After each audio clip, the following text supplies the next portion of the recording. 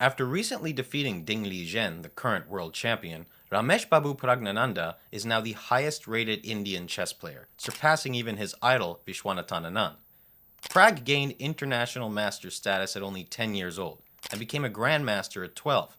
He's now 18 and he's on a 45-game win streak. Many are already calling him the future of chess. Now today we're going to analyze a game between Praggnanandhaa playing black and Maxime Lagarde playing white. We're going to see exactly why Prag is getting all the praise and why he deserves it. Let's take a look at the opening here.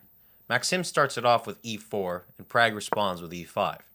Knight to f3, knight to c6, bishop to b5, Ruy Lopez, and the black knight moves to e7. Knight to c3, knight to g6, and pawn to d4. Usually, black would capture with the pawn, but in this game, Prag decided to take it with his knight, resulting in an exchange in the center of the board.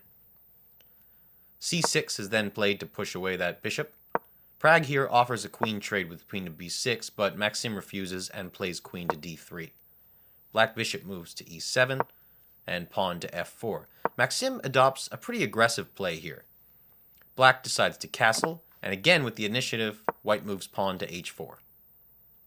Prag could have easily captured that pawn here, but he made the smart move in not doing so, because after he takes with the bishop, white could move pawn to g3, and he'd be forced to go right back to the same square he came from. And then he would have to deal with that dangerous open h-file with the rook always threatening the king. Black pawn to d5, making room for the bishop to come say hello. Pawn to h5 kicks out the knight, and now the real game is starting to begin. The black pawn captures on e4, queen moves to g3, putting his queen on the same file as the king with some possible h6 threats. Knight to h4 then deals with that threat. So if white had decided to continue pushing that pawn, Prag could have easily responded with knight to f5. That knight would then perform 3 tasks simultaneously. First, it defends against the checkmate threat on g7. Second, it attacks this pawn right here. And third, it also attacks the queen. Now, the white queen doesn't have an available square on the g-file, so it must retreat, giving up that pawn. Maxime decides to capture with the rook, and it would be very content to trade a rook for a knight and a bishop. Instead, black decides to give up his material to start a ferocious attack by playing queen to g1. Bishop to f1 then stops the check, and then pawn to e3, which was a brilliant move by Prag. Okay, so take a look at this. Even if white has 2 ways of capturing that pawn, in reality, neither of them really work. If the queen captures, then black will collect the rook with a check. And if the bishop takes, black will again take the rook with the bishop. The queen can't move because of the kingpin and must take back. After that, the black queen is going to capture the white bishop, and then white's dead in the water, down on material, and down on the position. Good luck trying to draw this one. Now, so with all this in mind, Maxime plays knight to d1, going after that pawn. Black rook to e8. Black takes his time by not capturing that rook because basically he can't save the rook.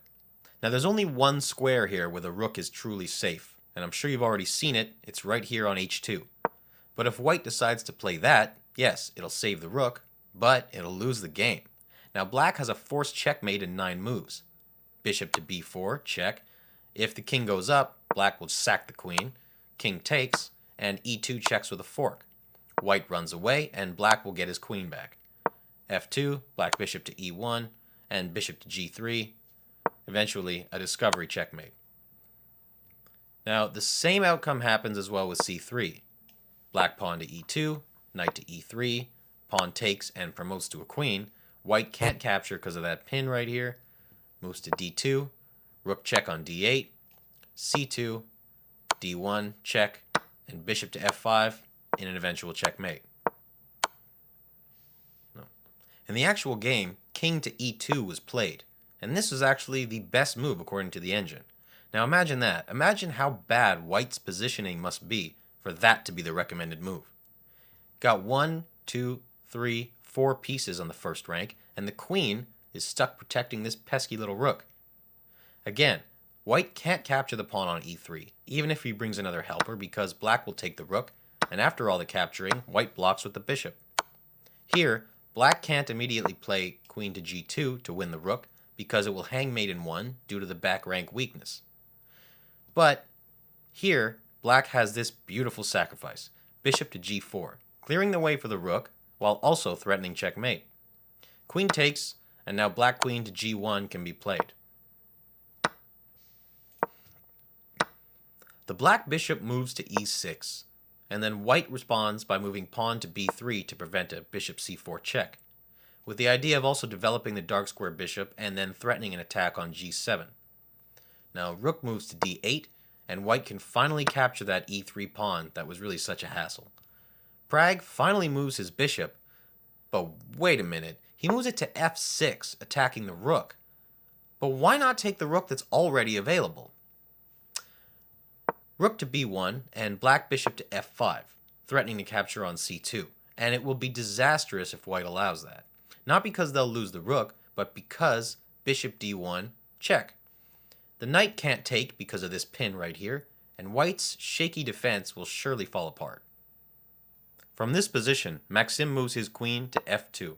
Now at first glance, this honestly just seems like a desperate way for white to defend itself, but it's in fact a brilliant move because now, according to the engine, black only has one move to keep up the advantage, while the other will turn the game in white's favor.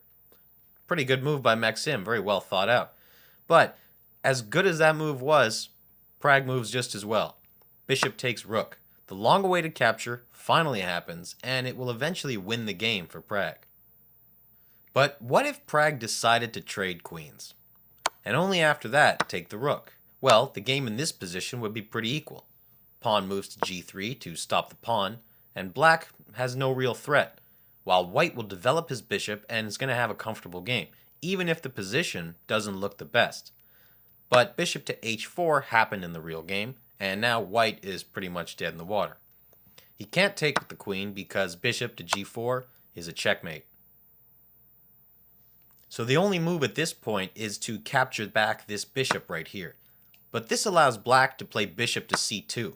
And what moves does white now have left? The only desperate way to promote the game with a few moves is queen takes rook on d8. Now with this queen sacrifice, the black rook is going to recapture and release the knight pin so that it can capture the bishop on c2. And even if the material advantage is only +1 for black, the positional advantage is just too much for white to overcome. With 3 pieces on the first rank and the king in an open position like this, but Maxime keeps on playing. Prag moves his queen to c5 to attack both the pawn and the knight. White retaliates by moving the knight to e3, and then the rook moves to e8, putting the pin once again on that poor horsey.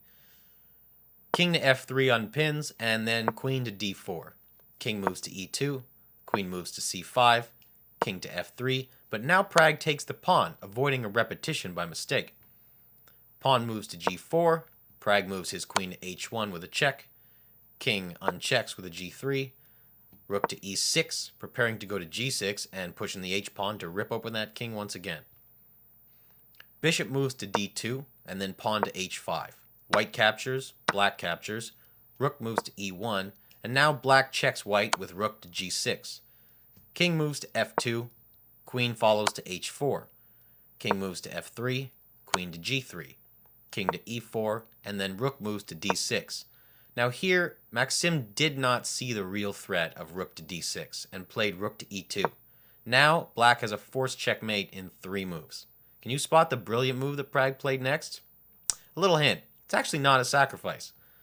He actually moved pawn to f5, putting white in check, and after that, Maxime just simply resigned the game.